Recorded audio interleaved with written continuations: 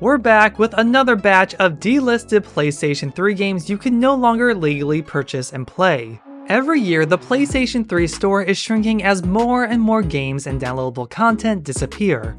So many great games that people will never know of are gone.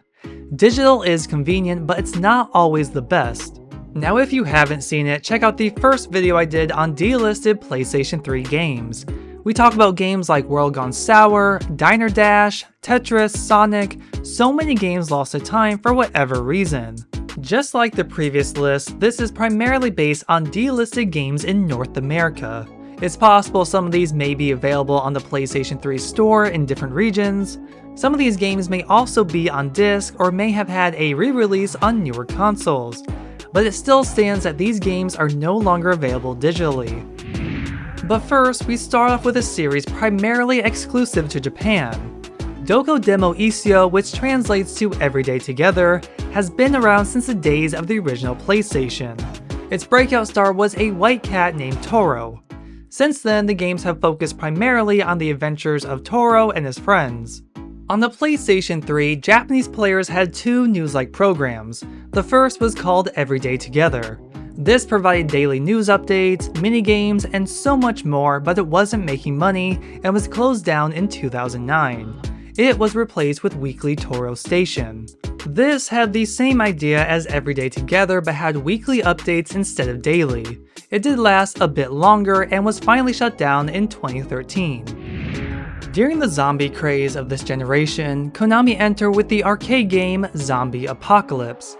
Up to 4 players could join in by using different weapons and environmental hazards to kill hordes of zombies. After launching in 2009, the game was delisted in 2019. It would get a sequel in 2011 called Zombie Apocalypse Never Die Alone. This added in a story that once again welcomed in 4 players. It also had DLC that was delisted alongside the game sometime in 2016. Battlefield 1943 was a 2009 digital exclusive to the PS3 and Xbox 360. Up to 24 players fought out as the United States Marine Corps or the Imperial Japanese Navy during World War II. The game was delisted from digital storefronts on April 28, 2023 alongside 2 Battlefield Bad Company games, and its servers were shut down on December 8th. Gotham City Impostors is a first-person, multiplayer-only game. Players either took the side of vigilantes dressed as Batman, or criminals dressed as the Joker in a number of different game modes. When GameSpy shut down in 2014, it screwed over many online games on the PlayStation 3, and Gotham City Impostors was delisted. The game was also removed from Steam in 2021. If you're interested in playing, the game still remains for sale on the Xbox 360 store while that's still active. Activision and Platinum Games once teamed up to develop and publish a number of games. This was Transformers Devastation, Teenage Mutant Ninja Turtles, Mutants in Manhattan, and The Legend of Korra. While 2 are on disc, The Legend of Korra isn't and disappeared from the store in 2017. The game did have an original story in collaboration with the series creators and writers, saw its voice cast reprise their roles, and featured music from the show. Sadly, the game received negative to mixed reviews. And speaking of turtles, 2 digital-only titles were delisted from the store. The first being Teenage Mutant Ninja Turtles: Turtles in Time Reshelled. This was a full 3D HD remake of the 1991 original arcade game. Ubisoft delisted this in 2011. Then we have Teenage Mutant Ninja Turtles: Out of the Shadows, a game inspired by the 2012 animated series. It was Activision's first go at the series, and the game would get mostly negative reviews. As with Activision's licensed games, this was gone from the store in 2017. Activision struggled for years with the Tony Hawk series. Ride and Shred were horrible motion cash grabs, and then there was Tony Hawk's Pro Skater HD, a better game but lacking the passion and love we saw with 2020's remake. DLC for this game included maps from Pro Skater 3, but of course, after Activision lost the license, all Tony Hawk content was delisted. The PixelJunk games were a huge deal for the PlayStation 3 store in those early years. Each one was experimental, and they're all still on there except for one, PixelJunk Sidescroller. And you won't find it because licensed music had the game delisted in 2018. However, not all is lost as you are still able to purchase this game on the Hong Kong store. Probably one of the most unique and unexpected mashups out there was Poker Night 2 by Telltale Games. It featured characters from Borderlands, Evil Dead, Sam & Max, Portal, and the Venture Brothers. Of course, with so many different licensed characters from many different owners, the game was delisted in 2018, with Telltale choosing to not renew their agreement. Early on in the PS3's lifetime, Sony Online Entertainment teamed up with Midway Games to bring 6 of their classic games to the PlayStation 3. After 3 years on sale, Championship Sprint, Gauntlet 2, Joust, Mortal Kombat 2, Rampage World Tour, and Rampart were all delisted. This was around the time Midway filed for bankruptcy and sold all of their assets. Then came the Mortal Kombat Arcade Collection. What was meant to be an HD remake turned into one of the most basic collections there is.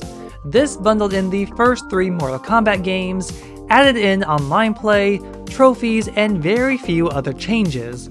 It was delisted in North America in 2020, but can still be found on the PlayStation Store in Europe. Years before Rocket League was released, we had Supersonic, Acrobatic, rocket-powered battle cars. Same premise as Rocket League, just a taste of what was to come. After Epic Games purchased Psyonix and Harmonix, many of their older games were delisted and shut down. Like the mentioned Rock Band Blitz in the previous video, Supersonic, Acrobatic, rocket-powered battle cars face the same fate. Rocket League itself continues to get new updates, but both developers have since been forced to work on new modes in Fortnite.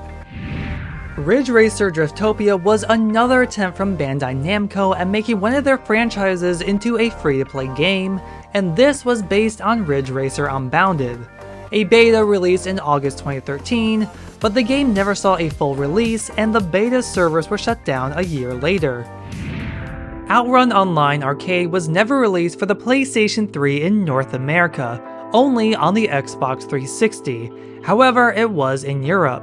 The game was only available from 2009 to 2010 before Sega pulled it from the PlayStation Store, the main issue being an expired contract with Ferrari. Whereas OutRun is completely gone, Sega Rally Online Arcade can still be purchased, just not from the North American store. Surprisingly, it's still on the Hong Kong store, so get it while you still can. When it comes to movie-based games, it should come as no surprise when these are delisted. They never last long, and every time one was released, it just screamed, "Buy me now because I am on limited time." Like R.I.P.D. the game, based on the movie starring Jeff Bridges and Ryan Reynolds, released in 2013 and delisted in 2018. Pacific Rim the video game launched in 2013. Players fight in one-on-one battles with Jaegers versus Kaiju. It was delisted in 2015. Real Steel was released in 2011. Players battle robots, earn money by winning matches, and use this to upgrade their robot. The game was delisted in 2017, though news of this didn't happen by the official Twitter page until 4 days after its removal. Battle Los Angeles was a first-person shooter movie tie-in released in 2011 and delisted in 2016. The Expendables 2 video game was released in 2012 and delisted in North America in 2015. However, those in Europe and Australia saw the game delisted in 2023. In 2010, we saw Scott Pilgrim vs. the World released in theaters. A tie-in game called Scott Pilgrim vs. the World, the game was developed and released by Ubisoft. Of course, the game and its DLC was delisted sometime in 2014. For years, fans and Scott Pilgrim's creator wanted this game to return, and thanks to the 10th anniversary of both the film and the game, a complete edition of the game was released for modern consoles in 2021. And more importantly, it was available on disc from Limited Run Games. EA Sports Freestyle was a short-lived replacement for EA Sports Big. Both dealt with over-the-top, arcade-like sports games like SSX, NBA Street, and NFL Street. One of the few freestyle games released was 3-on-3 NHL Arcade. It was released in 2009, but delisted sometime between 2015 and 2016, and its server shut down in 2020. In 2010, EA revived the NBA Jam series. This is on disc, but in 2011 they released the digital-only NBA Jam on Fire Edition. This had enhancements and updates, making it the ultimate version of the game. But the game had a wide delisting from 2017 to 2023 depending on the region. If anything, this game will be remembered for being able to play as Faith from Mirror's Edge, Isaac from Dead Space, and characters from SSX. Shank follows the ex-hitman on a quest for revenge. The game is set in 2 parts, the single-player story and a cooperative multiplayer prequel. The game was delisted in 2018 after the developer's contract with EA expired. However, the developer did regain the publishing rights from EA in 2013, and if interested, the game can be found on Steam. Its sequel, Shank 2, remains available on the PS3, but who knows what could happen in the future.